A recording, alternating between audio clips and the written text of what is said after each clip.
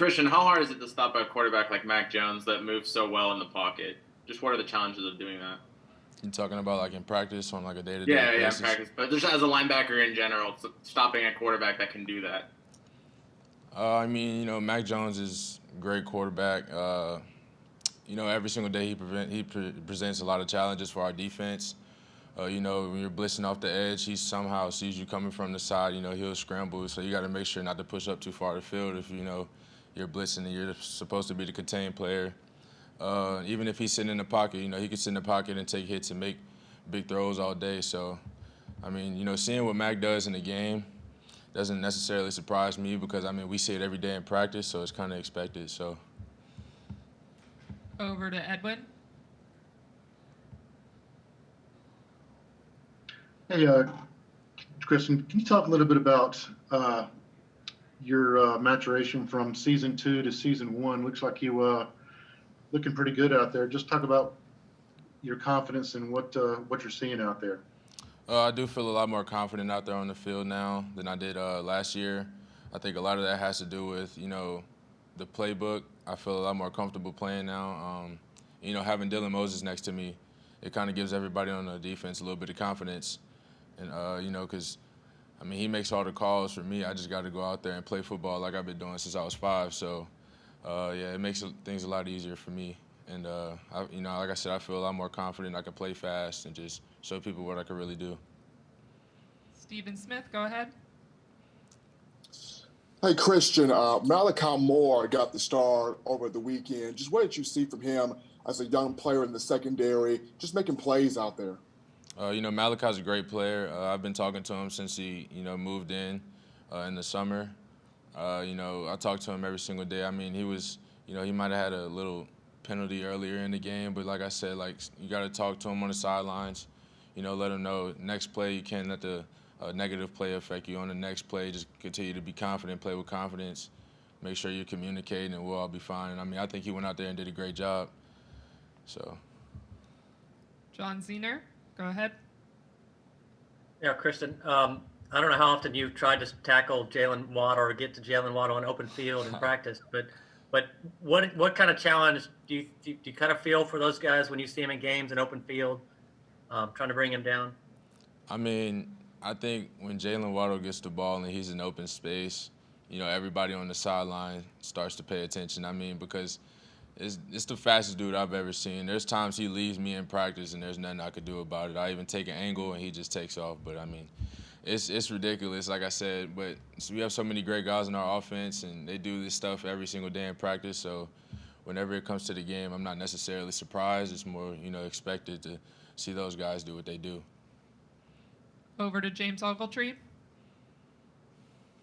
Yeah, Christian, you mentioned communication a little bit and how much having Dylan back helps that. I just wanted your overall assessment of how the defense communicated from you guys to the front with the secondary and just getting on the same page. And then you were named the Defensive Player of the Week by the coaches, and just wanted to know how you felt like you played in the season opener.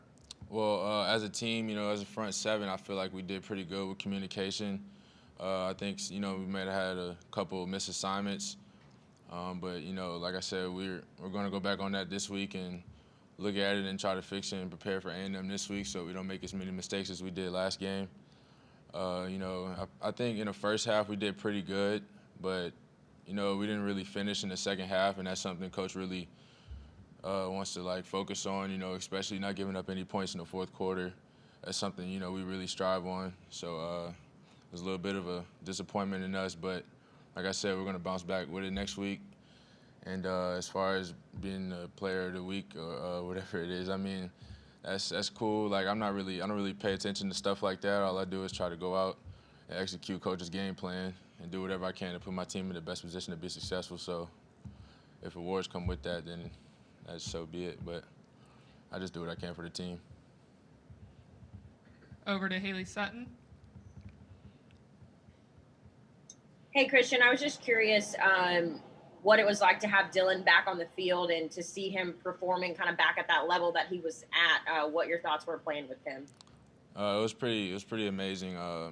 Like I said, I played with Dylan in high school, and it's crazy to see how, he hasn't really changed as a player ever in his life. I mean, Dylan just is relentless, you know, going 100% regardless of what's going on. I mean, like I said, we talked about it after the game. I mean, just how crazy it was, just being that two dudes from Baton Rouge, Louisiana, growing up with each other, you know, getting to play against each other. I mean, with each other against another team, you know, at this high level, it was a blessing.